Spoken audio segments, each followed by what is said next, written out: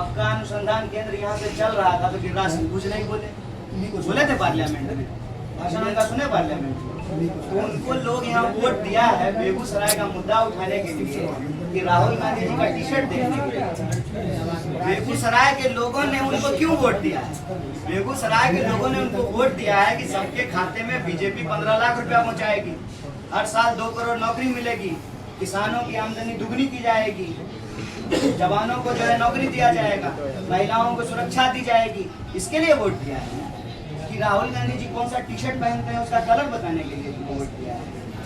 सरकार चला रहे हैं वो, तीसरी बार जो है सरकार में है, 2 बार मंत्री बने हैं और वो जो है काम क्या किए हैं ये बताने के बजाय राहुल गांधी टी शर्ट कौन सा पहने ये बता रहे हैं।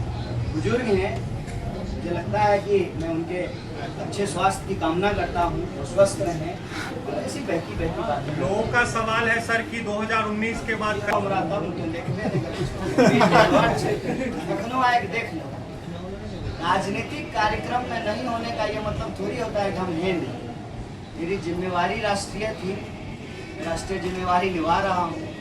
तो आप क्या चाहते हैं? तो इस हिसाब से कहिएगा कि 10वां के बाद जो है फिर PhD के बाद नजर आए, पढ़ाई नहीं जीती है बाहर, कहाँ PhD हो रहे, कहाँ PhD करते? यह बात सोच देखो ना। राष्ट्रीय स्तर के नेताओं में आप शुमार हो चुके हैं युवा कुल होते हुए, और बेगूसराय के साथ आपका चूंकि गृह जिला है तो लगा होगा। बिहार विधानसभा का चुनाव संभावित है और उसके 6 माह पूर्व पदयात्रा हो रही है।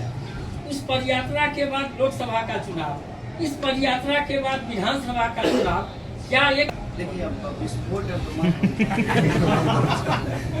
हो गया है जनसंख्या का, विस्फोट हो गया है जनसंख्या का, विस्फोट हो गया है बेकारी का, विस्फोट हो गया है महंगाई का। 100 रुपए लीटर जो है पेट्रोल मिल रहा है, ऐसे ही जो है लोगों के जेबी में आग लगा हुआ है। क्या कन्हैया कुमार तो कभी भी यात्रा करते तो अभी कह रहे हैं 6 महीने पहले, फिर कहते 2 साल पहले, फिर कहते 2.25 साल पहले, 3.5 साल पहले।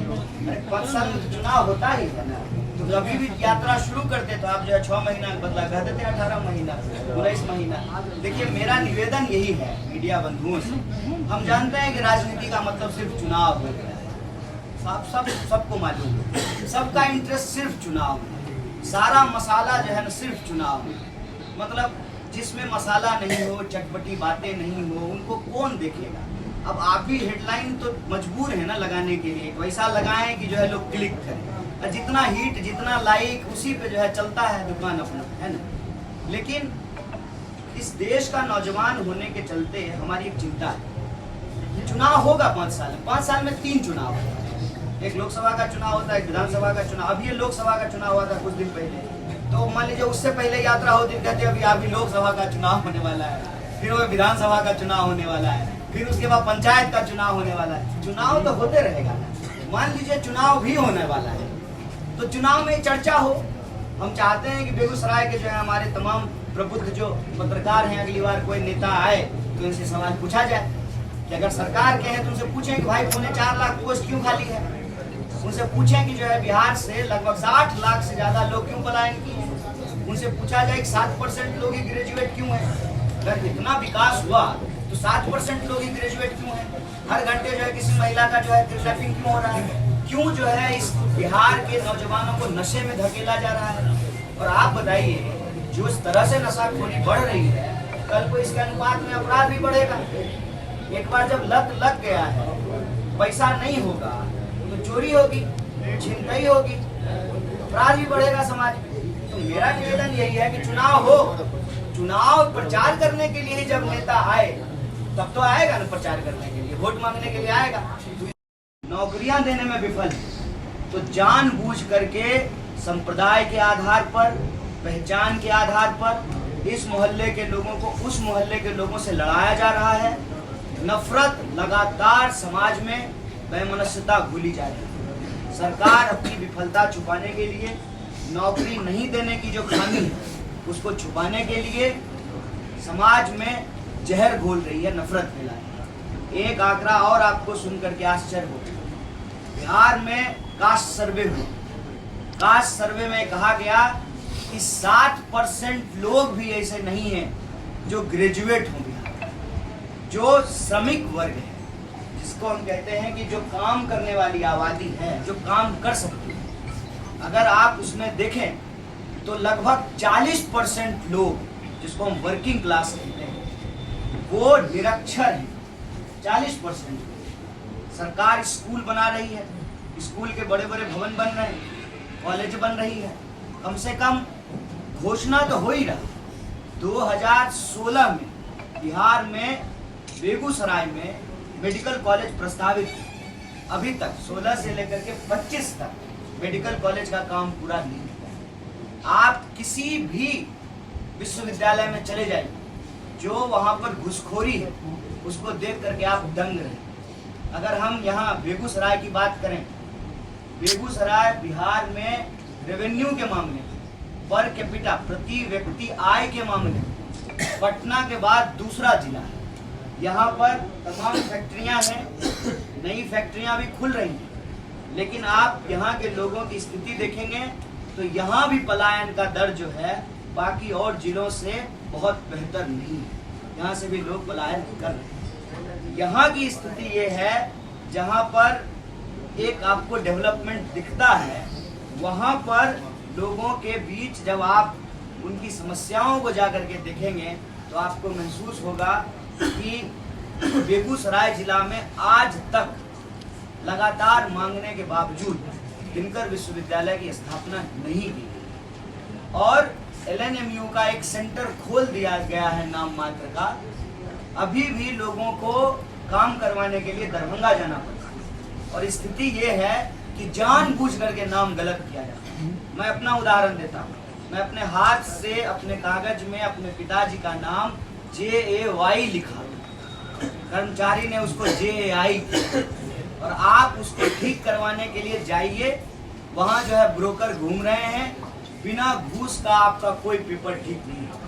इतना बड़ा जिला है, पटना के बाद जो है सबसे ज्यादा रेवेन्यू देने वाला जिला है, तमाम फैक्ट्रियां हैं यहाँ पे खुली हैं, यहाँ पर विश्वविद्यालय क्यों नहीं खुल सकते? लगातार मांग के बावजूद बेगूसराय में विश्वविद्यालय की स्थापना नहीं हुई। एक जो तीसरी समस्या बेगूसराय में अभी लगातार इमर्ज कर रही है, वो है लगातार ग्राउंड वाटर का नीचे जाना। और ये एक बड़ी गंभीर बात है। हम जमुई की बात नहीं कर रहे, हम साउथ बिहार की बात नहीं कर रहे, हम बेगूसराय की बात कर रहे हैं, जहाँ 5 नदी है। बेगूसराय पंजाब की तरह 5 नदी है बेगूसराय, गंगा नदी, गंडक नदी, बैती, बलान और ब्यावर, जिसको बाया नदी। 5 नदी होने के बावजूद लगातार ग्राउंड वाटर जो है नीचे जा रहा है। किसी भी पुराने बुजुर्ग से पूछ लीजिए, 20 फीट 15 फीट पे पानी आता था, लगातार जो है वो नीचे जा रहा है और पानी में लगातार पोल्यूशन बढ़ता है।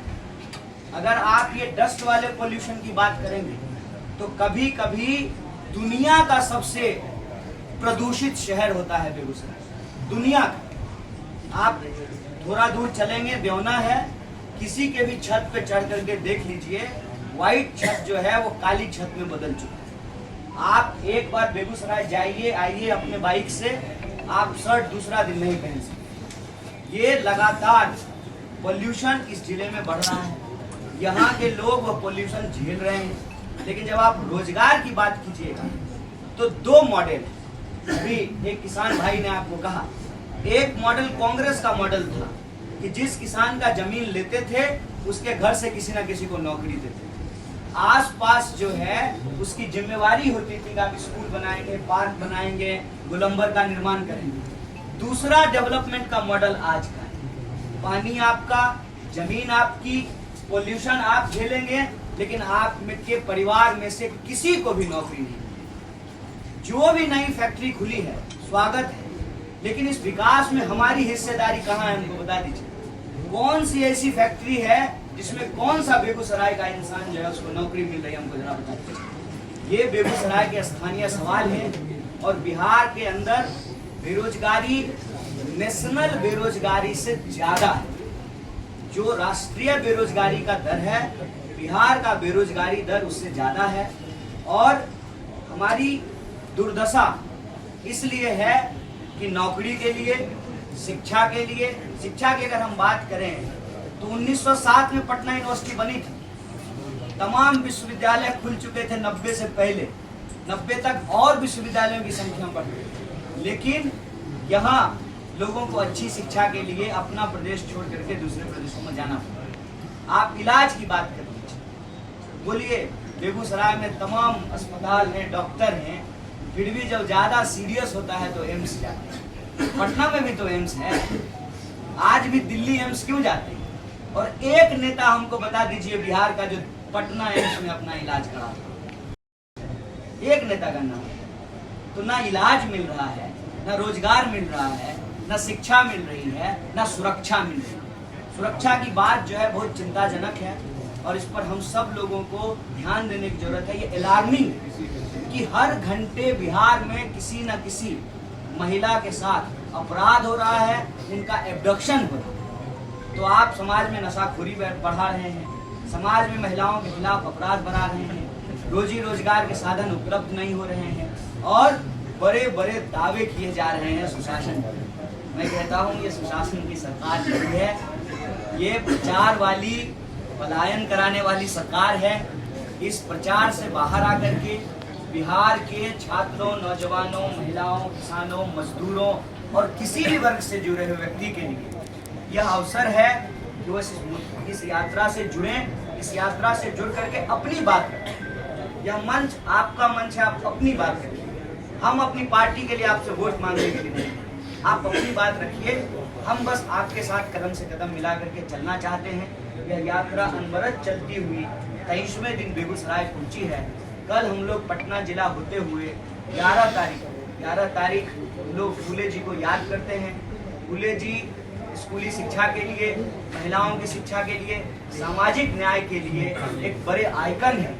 उस दिन हम जो है मुख्यमंत्री जी से मिलने के लिए जाएंगे और हम उम्मीद करते हैं कि सरकार अगर सब कुछ सही की है तो सरकार को फिर हमसे मिलने से कोई संकोच नहीं होना चाहिए। सरकार हमसे मिलेगी और हम बिहार के मुखिया को जो हम मांग पत्र कलेक्ट किए हैं हर जिले से, कहीं चीनी मिल के मजदूरों ने मांग पत्र दिया, कहीं ऑटो चलाने वाली महिलाओं ने मांग पत्र दिया, कहीं किसानों ने मांग पत्र दिया। बेगूसराय में हर जिले में जो मुद्दे लेकर के स्थानीय लोग आए हैं, उन मुद्दों के आधार पर एक मांग पत्र तैयार करके हम बिहार के मुखिया को मांग पत्र सौंपना चाहते हैं। हम चाहते हैं कि आने वाले दिनों में बिहार में जब चर्चा हो, चौक चौराहे, दुकान पे, दफ्तर में, ट्रेन में, बस में, बिहार को कैसे बेहतर बनाया जा सकता है, इस बात की चर्चा हो। उसके केंद्र में पलायन हो, उसके केंद्र में रोजगार हो, उसके केंद्र में शिक्षा हो, उसके केंद्र में स्वास्थ्य की व्यवस्था हो, उसके केंद्र में सबका अधिकार हो और समाज को नफरत से निकाल करके हम बिहार के लोग मोहब्बत से, प्रेम से मिलकर के एकजुट रहें और बिहार को उन्नति और प्रगति के रास्ते पर ले चलें। यही इस यात्रा का उद्देश्य है। एक बार पुनः आप सबको ही और सुविधा के लिए मैं खेद व्यक्त करता हूँ और आपके जो प्रश्न होंगे, बस निवेदन ये है कि एक साथ ही आज यात्रा से संबंधित एक ही प्रश्न पूछिएगा। ज़्यादा प्रश्न अगर आप पूछना चाहते हैं तो 4 बजे जब हमारी यात्रा पुनः शुरू होगी, जो चल करके दिन में गोलंबर तक जाएगी, उस दौरान आप बारी बारी से हमसे बात कर सकते हैं, अपने प्रश्न रख सकते हैं। यहाँ निवेदन है कि आप एक ही प्रश्न रखिएगा। बहुत बहुत कन्हैया जी से कम बिहार में जब चुनाव हो तो चुनावी चर्चा में भी बिहार के नौजवानों, किसानों, मजदूरों और आम लोगों की समस्या केंद्र में रहे। मेरा ये कहना है कि चुनाव चलते रहता है, चुनाव में जनता का विमर्श तो हो, और अगर आप चुनाव से इसको जोड़ ही रहे हैं जबरदस्ती, तो फिर इसको इस रूप में जोड़िए कि आने वाले समय में कोई भी पार्टी जब घोषणा पत्र तैयार करे बिहार विधानसभा के चुनाव का, तो उनके ऊपर ये दबाव हो कि पलायन के सवाल को प्रमुखता से रखें। तंज मारने के लिए सही है, पत्रकार साथी ने पूछा कि तंज मारा, तंज मारने के लिए सरकार जो है जवाब दे कि कितना रोजगार आप दिए हैं, कितना जो है लोगों को जो है आपने बहाली दी है। आप कहते हैं कि महिलाओं की स्थिति बेहतर हो गई है, महिलाओं के खिलाफ अपराध बढ़ गया है। इन सवालों का जवाब सरकार दे। और बहुत जज्बाती है, क्यों नहीं हो? इस इंसान के पास जो है उनकी कहानी ऐसी है कि सब कुछ हो गया, मैंने फिजिकल, मेडिकल, रिटर्न सब हो, रिजल्ट दिया, फिर नौकरी नहीं। वो चल रहे हैं, ये लड़ाई उनकी है। उन्होंने कहा कि सड़क पे हमारे साथ चलने के लिए आए, हम उनसे आग्रह करते हैं कि वो संसद में अपनी बात उठाएं। देखिए, वो तो आधे घंटे के लिए भी आए बिहार इनके साथ चलने के लिए, जो बिहार में 20 साल से है, वो बता दें कि 4.25 लाख पद क्यों खाली है। तंज कसना आसान होता है, परिवर्तन करना मुश्किल होता है। परिवर्तन के नारे पोस्टर पे छपवाना आसान होता है, वॉल राइटिंग पे लिखना जो है ना आसान होता है, लेकिन परिवर्तन करना मुश्किल होता है। जेडीयू के साथियों को मैं उन पे कोई तंज नहीं करता हूँ।